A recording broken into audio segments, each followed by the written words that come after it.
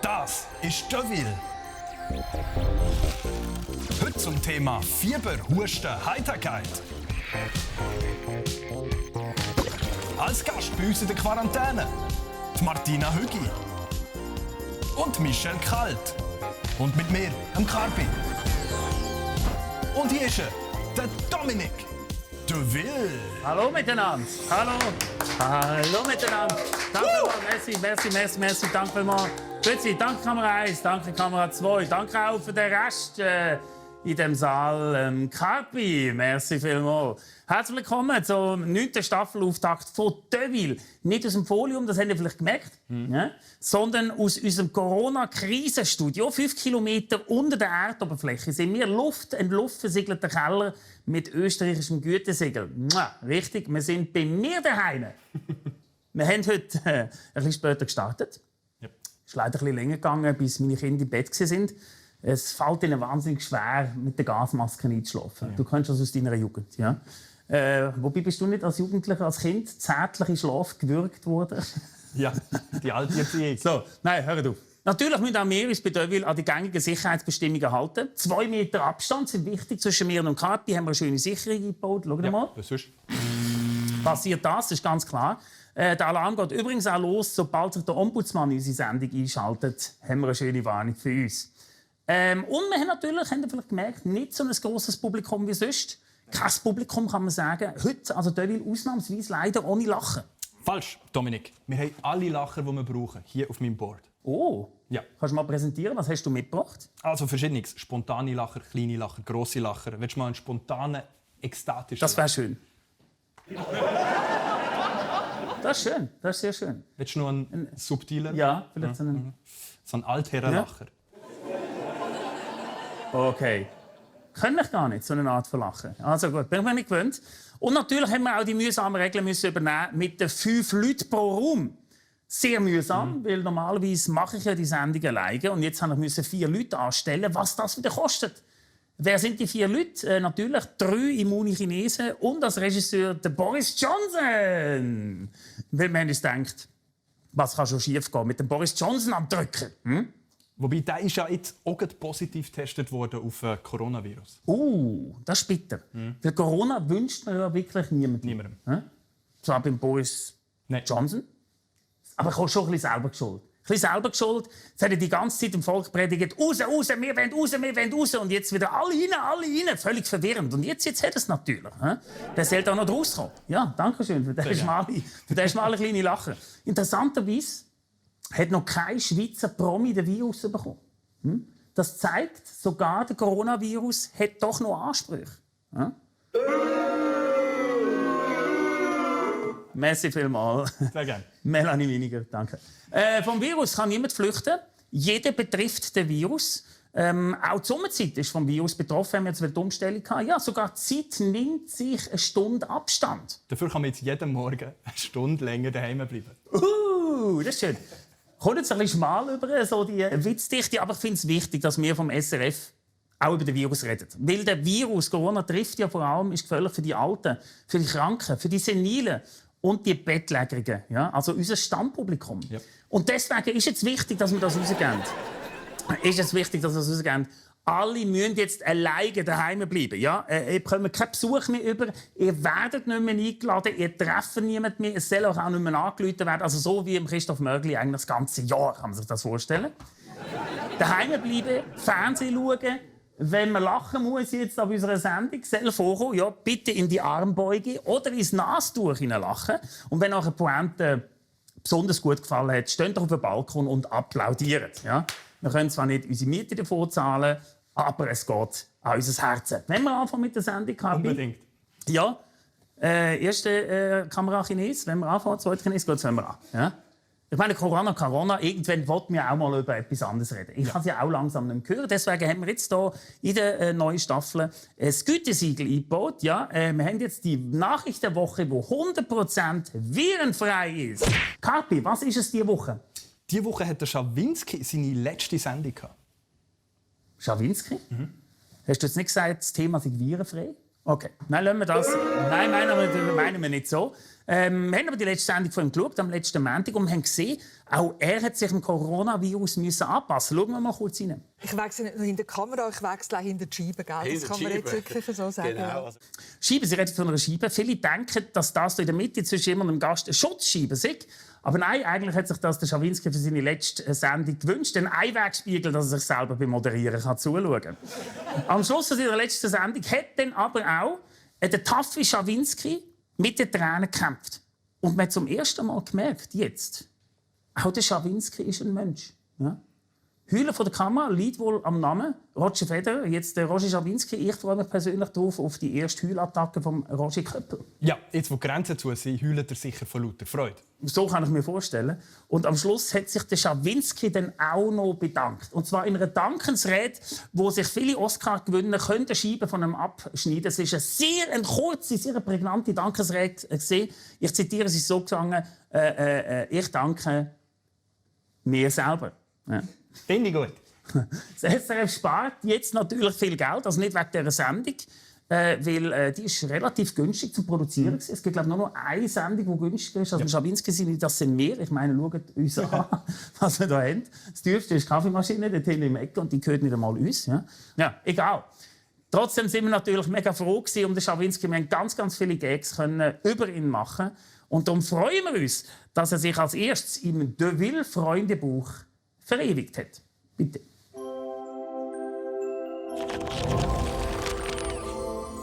Was? Mein Name? Roger Schawinski. Kennt jeder. Das möchte ich mal werden. Ich bin doch schon der Roger Schawinski. Die Frage finde ich nicht gut. Mein Lieblingstier. Der Loi, Number One, der Beste und auch immer der Chef. Und hat sehr viel erfunden. Das finde ich spitze. Roger Schawinski, der Schawinski, der Roger und ich. Das finde ich gut. Das kann ich richtig gut. Sender gründen. Ich habe so viele Sender gegründet. Radio 24, Radio 1, Radio 2, Radio 3, SRF und noch viel mehr. Sat 1. Alles von mir. Finde ich gut. Darin bin ich schlecht. Schwierige Frage. Sehr schwierige Frage. Aber kommt mir nicht in den Sinn. Who cares? Das wollte ich dich schon immer fragen. Wer bist du? Mein Wunsch an dich. Mich? Ist ein kleiner Scherz. Ist mir spontan in den Sinn gekommen. Ist von mir. Aktuelles Foto. Ganz klar das da. Ist etwa ein Jahr alt. So, das wär's gewesen. Das haben wir sehr gut gemacht. Ich finde dich gut. Dominik Deville. Aber nicht so gut wie mich. Who cares? Nach dem Schawinski, zu etwas Erfreulichem. Zurück zum Coronavirus. Im Moment sind ja alle wegen dem Virus unheimlich am Wohnen. Das ist eigentlich eine neue Sportart. Extremwohnung. Ja? Die Wohnung hat noch nie so rentiert wie jetzt gerade. Man ist wirklich froh um seine Wohnung, dass man sie hat. Da sind natürlich die gut dran, die ihr Geld in die Wohnung investiert haben. Anders, wer seine ganze Kohle ins Auto hineingesteckt hat und dafür noch bei Mami lebt. Ja? Das ist natürlich weniger toll. Die Wohnungen sind voll, mühsam. Stellt euch vor, gerade jetzt bei Grossfamilien. Ist das natürlich schwierig. Kelly Family. Kelly Family hat übrigens jetzt eine grosse Tour angesagt. Wird wahrscheinlich abgesagt, die Tour. Wegen Corona? Nein, wegen Läuse. Also, es heisst, jetzt bleibt man daheim. Ja, alle bleiben... Ja, danke. Danke, Carpi, grosser Kelly Family-Fan. Jetzt bleibt man daheim. Der Vater kocht zum 25. Mal in Folge seine berühmte Spaghetti Carbonara. Die Mutter hat endlich Zeit zum Waldhorn üben.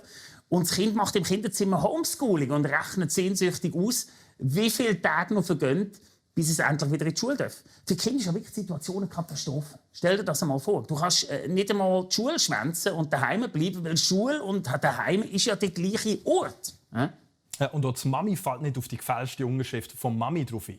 Ja, das ist voll mühsam. So viele Familien auf wenig Raum, jeden verdammten Tag. Homeoffice und Homeschooling, da kommt ja auch die Work-Life-Balance total durcheinander. Und man weiss überhaupt nicht mehr, ob jetzt zum Beispiel Kinder zu Work oder zu Life gehören. Das reisst durcheinander. Homeschooling ist entlarvend. Bisher haben die Eltern immer gemeint, die Lehrer seien einfach zu dumm, um zu erkennen, wie genial ihr Kind ist. Und jetzt merken die Eltern, dass ihr Kind wirklich dumm ist. Ja, und das Kind merkt, dass der Vater dumm ist, weil Ja. er nicht einmal die Aufzüge von einem Viertklässler machen kann. Genau so ist es. Ja. Was gibt 125 bei 25? Sehr schön. Schon nach 2 Wochen Homeschooling liegen die Nerven blank. Es gibt Kinder, die von ihren Eltern mehr gemobbt werden als sonst von ihren Mitschülern auf dem Pausenplatz. Das ist nicht schön. Man hat jetzt auch festgestellt, häusliche Gewalt nimmt wieder zu. Immer mehr Kinder schlagen ihre Eltern. Ja? Es ist das pure Chaos. Der Lehrplan 21 hätte eigentlich erreichen, dass nicht mehr jeder Kanton seine eigene Unterrichtsmethode hat. Jetzt mit dem Virus hat jedes Kind in jedem Kanton seinen eigenen Lehrplan. Ja? Oder einfach kein Plan. Oder einfach keinen Plan. Ja? Und gerade wenn man ein Kind im Kindergartenalter daheim hat, werden die Wohnungen mehr und mehr unbewohnbar. Sie füllen sich mit bastelnden und zeichneten Hässlichkeiten, die niemand wegwerfen will. Zum Beispiel das hier habe ich heute Morgen bei mir gefunden. Ja? Schau mal. Was soll das sein? Weg damit! Hey, Ja? das habe ich gemacht. Für dich, als Geschenk. Was soll das sein? Ja, du denk. Ja, gut getroffen. Weg damit. Ja, so. Viele Eltern müssen es wirklich erkennen, dass Lehrerin oder Lehrer wirklich ein richtiger Beruf ist. Ja, das merken sie jetzt. Und wir von Deville wollen den Eltern im Land helfen. Wir haben uns mit ausgebildeten Pädagogen zusammengesetzt. Also mit mir. Ja, und ein paar schöne Aufzügeblätter gestaltet. Zum Beispiel, schaut mal hier. Ne? Das wunderschöne Deville Mandala. Also sozusagen ein Coronala. Das Corona sozusagen. Das kann man auf unserer Webseite aufzgi-vom-herrdeville.ch kann man das abladen, ausdrucken, dem Kind geben, liebevoll ausmalen und dann ganz sorgfältig in Güssel rühren. Ja, wie man das so macht mit diesen Bildchen. Das und ganz vieles mehr auf unserer Webseite. Schaut dort rein und wird auch wöchentlich updated. Machen wir da Hausaufgaben für das ganze Land drauf. Ganz untergegangen in dieser Corona-Debatte sind nicht nur Coiffeure, Floristen und Herrensauna, sondern auch der Klimawandel. Niemand denkt mehr an Klimawandel und noch weniger an seine Opfer. Kind, wenn ihr jetzt zuschaut, wegschauen. Das wird hart. Liebe Anwesende, liebe Gemeinde, liebe Kinder, wir sind hier zusammengekommen an diesem traurigen Tag, um Abschied zu nehmen von unserem TV-Star, unserem Schlitzohr und nicht zuletzt unserem guten Freund, Pingu. Übersetzer, bitte.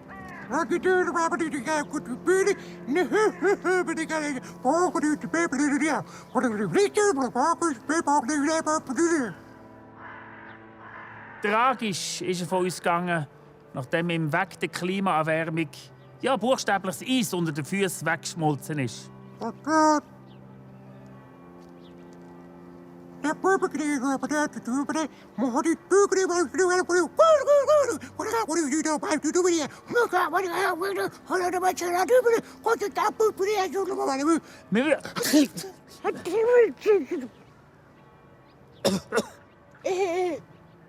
A, B, C, D, E, F, G, Holeduli.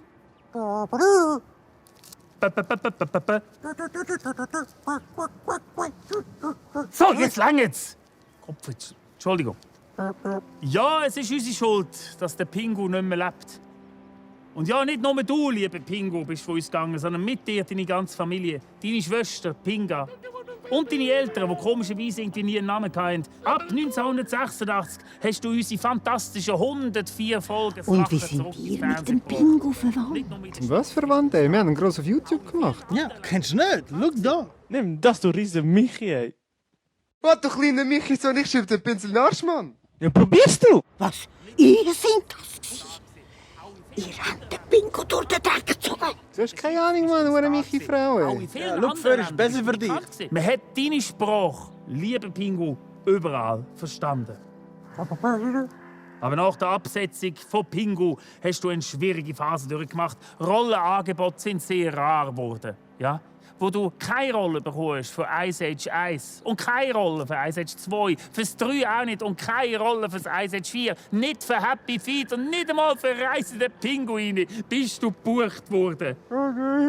Und du bist abgerutscht in die Drogen. Ja klar, Pinguine brauchen Schnee, aber doch nicht den Schnee, liebe Pinguin, nicht den Schnee. Und jetzt noch ein kleines Briefchen, das ich zitieren von einem Freund von dir aus Übersee.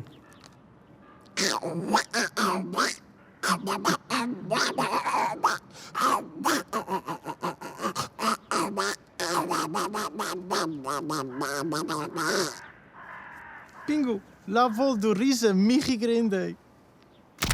Du bist wirklich ein Michi-Sohn, Mann. Leb wohl. Ich habe versucht zu retten, was zu retten ist.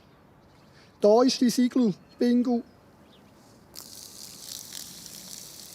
Ich werde unsere Nacht in Cannes nie vergessen. Pingu, endlich bist du von uns gegangen. Liebe nicht der einzige Held, da muss ich nicht bangen. Bleibt nur der Papa Moll, die fette Sau. Aber der hat gleich einen Herzinfarkt, das weiss ich genau.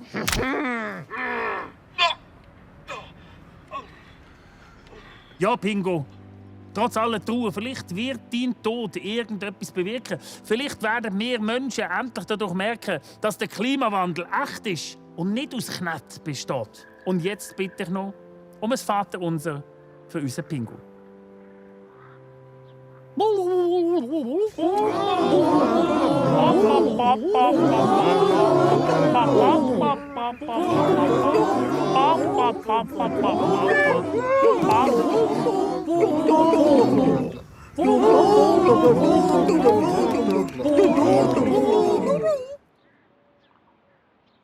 Und jetzt gehen wir essen. Es gibt für alle etwas in Schnaben.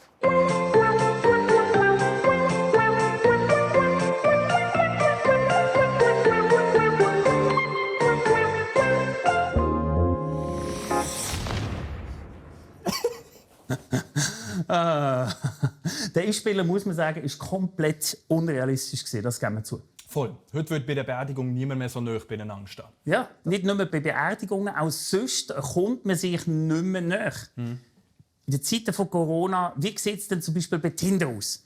Dort wischt man zwar immer noch von links nach rechts und umgekehrt, aber mehr ums Handy zu desinfizieren. Man will ja jetzt, noch irgendjemand Fremdes kennenlernen? Nein. Ich meine, man bleibt ja daheim, man geht nicht mehr raus, man läuft nur noch in den Trainerhosen rum, man duscht nicht mehr wirklich, oder? Man duscht nicht mehr wirklich. Oder? Ich meine, wer duscht noch mehr wirklich täglich? Wer? Also ich. Du auch? Ja. Kamera. Du? Ja. Ton. Ja. Also ich auch. Natürlich. Ja. Und niemand kann mich zum Coiffeur. Ja. Wer will man denn noch treffen? Schau mal, ein paar Fotos von unseren Zuschauern, zum Beispiel das. Oder das. Oder natürlich das. Ironischerweise ist das erfolgreichste Tinder-Profil im Moment von Corona selber. Man kann wirklich sagen, niemand hat mehr Menschen flachgelegt in den letzten Monaten. Ja? Wenn niemand mehr auf Tinder ist das jetzt das Comeback vom Telefonsex? Ruf an. Reife Frauen ab 65 warten auf jeden Anruf. Gib dir ein Lachen dafür, den hast du verdient. Ja? Doch, ist schon ganz schnell eine mehr. Sorry, noch eine mehr? Eine mehr. Doch, den finde ich, der ist angepasst. Nein. Tatsächlich ist es wirklich so, dass Tinder mit einem Boom rechnet. Ja? So nach 2 Monaten eingespielt mit dem Partner tun viele jetzt ein Tinder-Profil schon mal erstellen, um Kontakt zu sammeln für die Zeit nach dem Virus. Sie sorgen vor. Also so etwas wie ein sexy AHV. So kann man das vergleichen. Es ist ja krass, wie fest sich die Menschen jetzt nach einer Berührung sehnen. Ja? Ein warmer Händedruck, ein simples Abklatschen. Ja doch, mal so richtig schön saftig die Hand geben.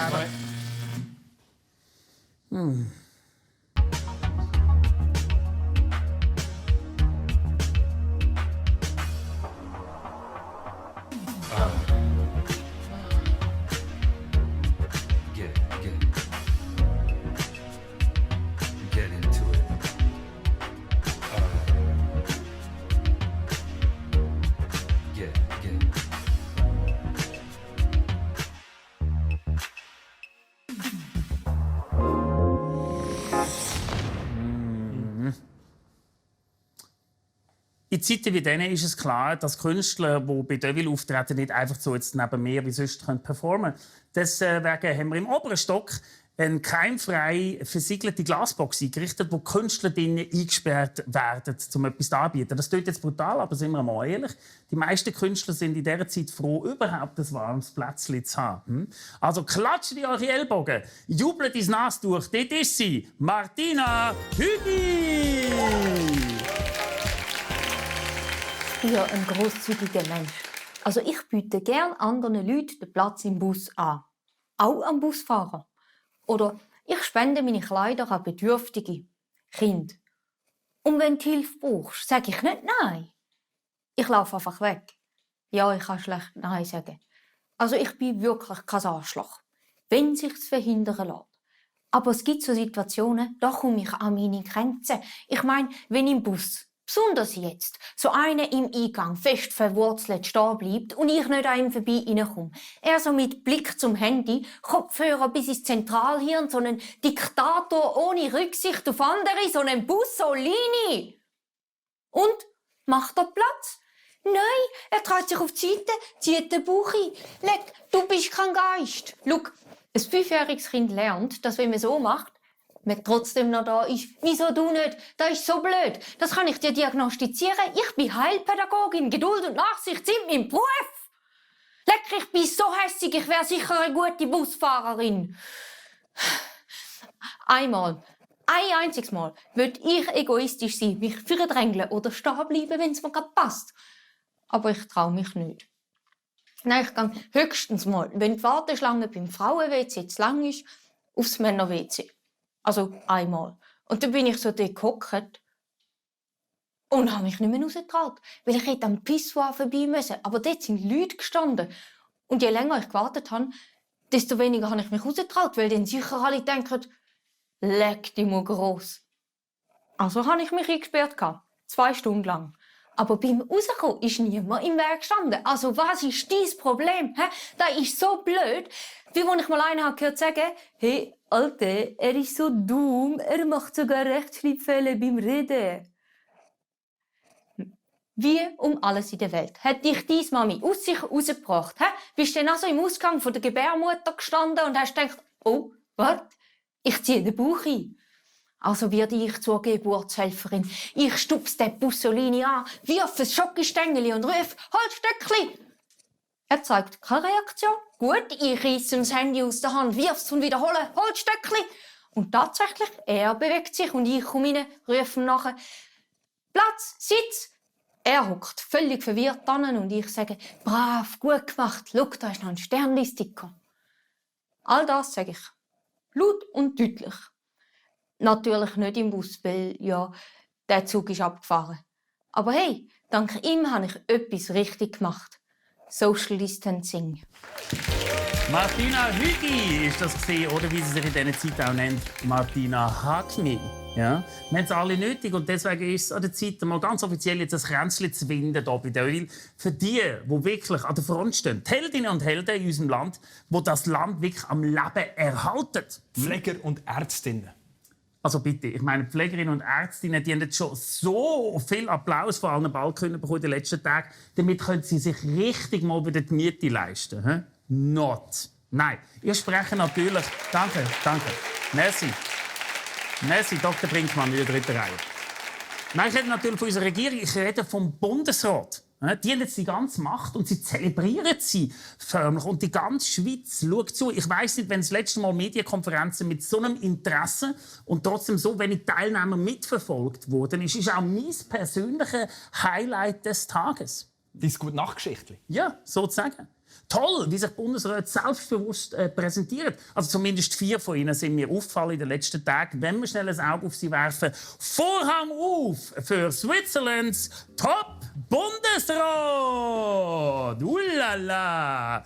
Mit wem fangen wir an? Komm, Guy Parmelin! Guy Parmelin, der fesche Weinbauer aus dem Wallis. Bei ihm sitzt nicht nur der Anzug, auch er selbst hat immer einen Sitzen. Lala! Machen wir weiter. Komm mit einem ganz großen Player. Alain Berset! Alain Berset. Gegen ihn klingt sogar Serge Gainsbourg wie ein Holzfäller. Wir können ihm unmöglich böse sein, selbst wenn er eine Verdopplung der Krankenkassenprämien ankündigt. Unser persönlicher Liebling Ueli Maurer! Ueli Maurer. Er hat die Wandlung vom SVP-Giftswerk zum Bundespräsidenten unauffällig, aber nachhaltig geschafft. Im Grunde aber immer noch ist er der gleiche. Wer ihm in die Augen schaut, braucht keinen Dolmetscher.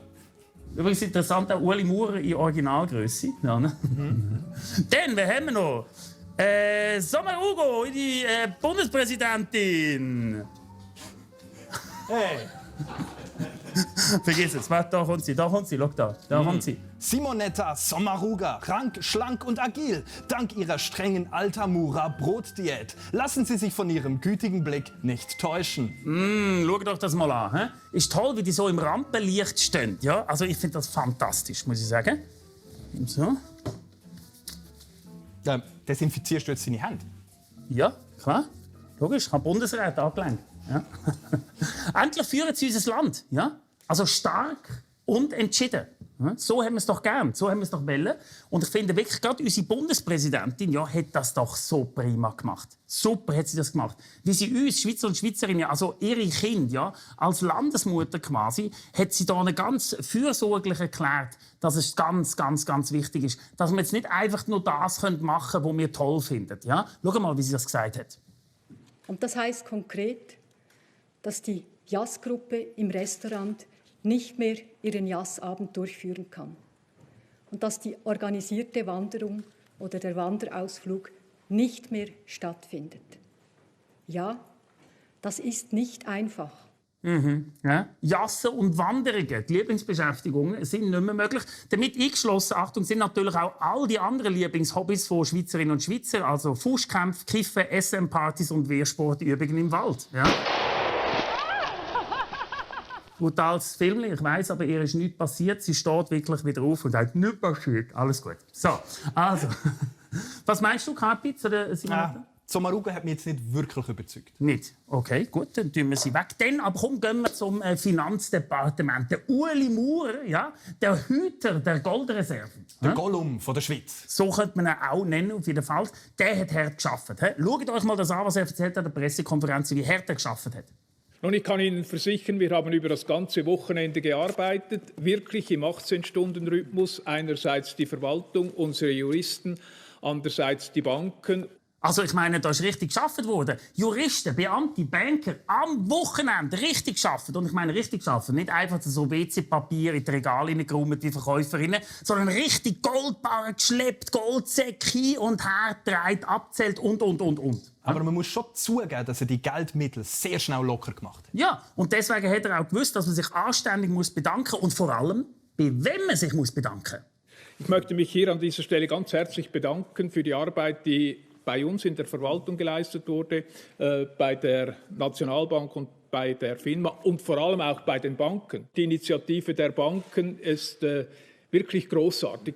Auch das ist eine Leistung der Banken, die sich hier eingesetzt haben. Aus meiner Sicht ist hier die Schweizer Wirtschaft den Banken zu Dank verpflichtet, weil es ist wirklich kein Geschäft, was sie da machen. Nein, ist wirklich nicht. Ja? Toll, ich würde vorschlagen, wir applaudieren morgen Abend von unserem Balkon mal allen Bankern. Ja? Einfach mal applaudieren. Ich denke, es kommt auch günstiger, als all die Boni auszahlen.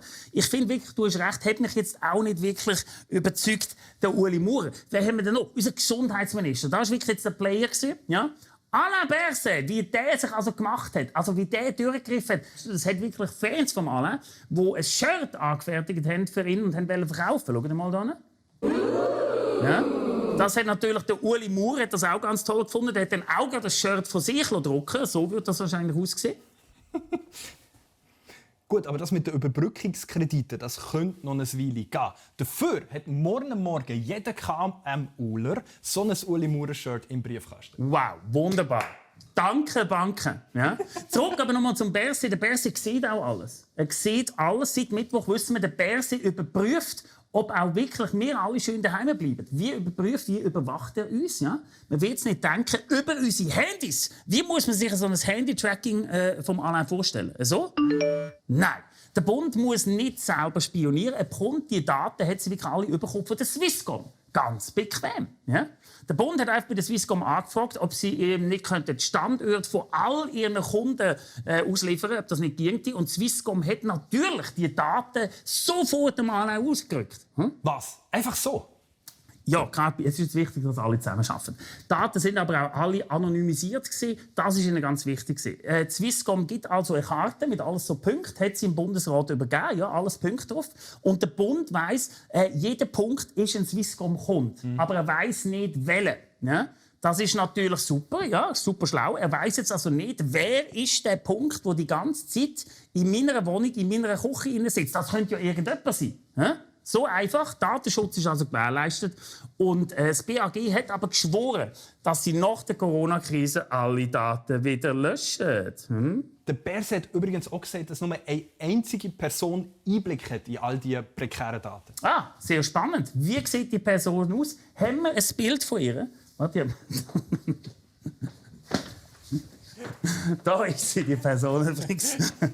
Nein, wie sieht die Person aus? Haben wir ein Bild von ihr?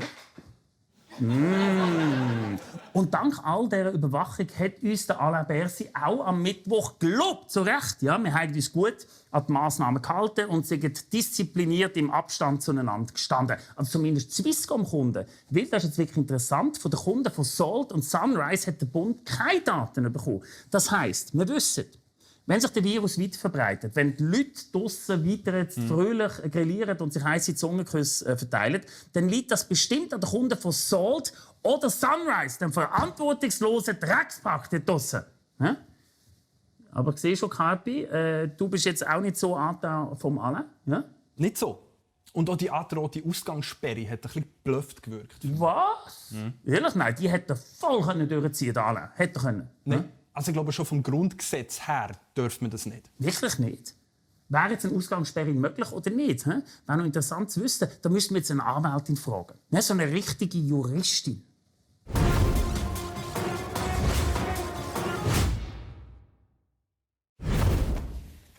Sind Ausgangssperren problematisch? Schauen wir dazu mal in die Bundesverfassung. Die Bundesverfassung, das ist das kleine rote Ding, das von der SVP nicht immer respektiert wird. Also eigentlich Tamara Funicello in Papierform. In der Bundesverfassung steht, jeder Mensch hat das Recht auf persönliche Freiheit. Das heisst, ich darf eigentlich machen, was mir gerade gefällt. Egal, ob es Sinn macht oder nicht. Ich darf also auch saublöde Sachen machen. Zum Beispiel jeden Tag 15 Big Macs fressen. Oder mir einen Reissverschluss auf den Rücken tätowieren lassen. Oder meinen Cousin heiraten. Persönliche Freiheit bedeutet auch, dass ich aus dem Haus gehen darf, wenn es mir gerade passt. Darum ist eine Ausgangssperre eigentlich eine Verletzung von meiner persönlichen Freiheit.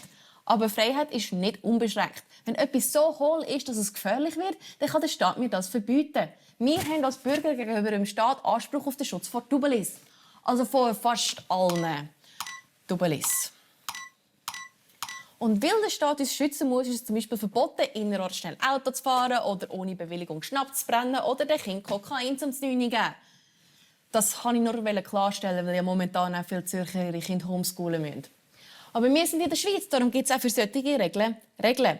Zuerst einmal muss irgendwo geschrieben stehen, dass man daheim bleiben muss. Ein Polizist darf einem also nicht einfach heimschicken, nur weil er gerade Bock drauf hat. Er ist Polizist, nicht der Bachelor. Wo steht jetzt diese Ausgangssperre geschrieben? Der erste Kandidat wäre das Epidemiegesetz. Aber im Epidemiegesetz steht nichts von einer Ausgangssperre. Für das müsste das Parlament also zuerst mal das Gesetz ändern. Aber unser Parlament macht im Moment gerade Homeoffice und ist bei der Änderung des Gesetzes normalerweise ähnlich schnell wie der Papst bei der Abschaffung des Zölibat. Und apropos sich selber machen. Im Epidemiegesetz steht, dass der Bundesrat in einer außerordentlichen Lage die Regeln selber machen kann. Aber der Bundesrat kann natürlich jetzt nicht irgendeinen Seich anordnen. Die Regel muss auch einigermaßen Sinn ergeben. Der Bundesrat kann natürlich jetzt nicht einfach verordnen, dass wir jeden Mittag das Fenster aufreißen und zusammen sehr laut «Ein Schwan so weiss wie Schnee» singen müssen. Das gäbe zwar noch kein Corona, aber in den meisten Fällen Ohrenkrebs. Aber die Ordnung daheim zu bleiben, die ist ja eigentlich voll vernünftig. Zumindest für gewisse von uns. Als TV-Anwältin sage ich darum, Ausgangssperren, die sind voll okay. Also gut, halbwegs hat er überzeugt, Gesundheitsminister. Bravo, Alain Berset an dieser Stelle. Haben wir noch etwa den Wirtschaftsminister Parmelin? Ja, Parmelin hat ja eigentlich selten überzeugt in seiner Rolle als Bundesrat. Weder als Verteidigungsminister noch als Wirtschaftsminister. Aber wie der jetzt durchgegriffen hat am letzten Freitag, hast du das gesehen? Ja? Wenn du das geschaut hast. Wenn er jetzt geschaut hat, wirklich hat geschaut, dass die Leute in der Schweiz dürfen zügeln. Ja, pünktlich auf den 1. April. Die ganze Welt versinkt im Chaos. Aber in der Schweiz wird frisch gerecht gezügelt. Ja, das ist wichtig.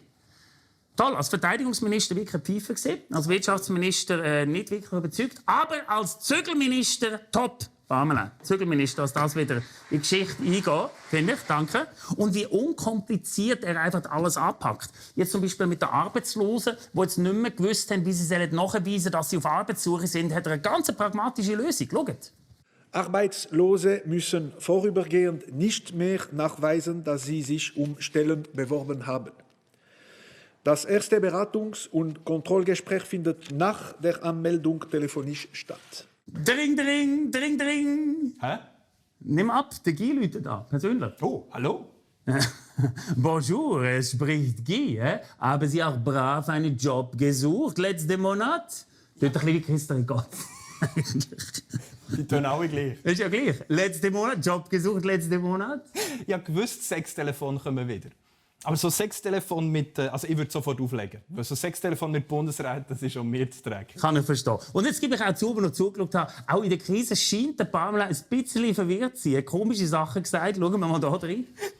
Hilfe kommt. Wir sind dran und wir werden wiederkommen. Was? Wir werden wiederkommen? Ich meine, wo gehen Sie denn hin? Ja, in die Ferien? In Süden? In Süden vielleicht? Nach Spiez? Ja? Ich weiß es nicht. Haben wir denn niemanden, wo wir vertrauen können? Niemanden, der uns aus dieser schweren Zeit hilft? Oh doch, Kapi, wir haben jemanden. Wir haben eine neue Geheimwaffe, die auch bei den Pressekonferenzen immer wieder auftaucht ist. Wir haben einen neuen Schweizer Held. In diesen dunklen und unsicheren Zeiten braucht die Schweiz einen neuen Helden. Keinen, der mit der Armbrust auf Kinder schießt. Keinen, der wegen jeder Kleinigkeit heult. Und bestimmt keinen in lächerlichen Hosen. Wir brauchen den Fels in der Brandung beim BAG. Daniel Koch. Wieso 7 Bundesräte? Ein Daniel Koch genügt. Er ist unser Zen-Meister während der Corona-Herrschaft. Je veux dire, oui, si quelqu'un est jeune et n'a pas de problème, et peut-être il serait légèrement malade. Daniel Koch ist der sauberste Glatzkopf seit Meister Propper. Bei so einem Mann streike ich nie wieder. Buddha, Gaga, Gandhi, Dani. Mutter Teresa, Papa Koch. Dalai Lama, Dani Lama. Ob für die Tagesschau, 10 vor 10 oder die Rundschau. Daniel Koch steht rund um die Uhr für die Schweiz bereit. Lasst uns ihm eine Sendung geben. Daniel Koch gegen 100. Mini-Quarantäne, Dini-Quarantäne. Virus ledig sucht Daniel. Oder einfach Donstigs Dani. Dafür zahlen wir gerne Gebühren. Danke, Dani. Kochen vor Wut war gestern. Entspannen wie Koch ist heute. Er ist die menschliche Beruhigungstablette. Ärzte empfehlen deshalb 3-mal täglich Daniel Koch. Zu Risiken und Nebenwirkungen lesen Sie die Packungsbeilage und fragen Sie... Daniel Koch. Ihm zu Ehren haben jetzt alle Schweizer Sackmesser einen ausklappbaren Daniel Koch. Wer kennt sie nicht? Die Daniel Koch-Statue. Er ist unser Chuck Norris. Daniel Koch hat nicht das Coronavirus. Das Coronavirus hat Daniel Koch. Daniel Koch. Der einzige Mensch, den Mike Shiva anruft, wenn er eine Frage hat. Danke, Daniel Koch.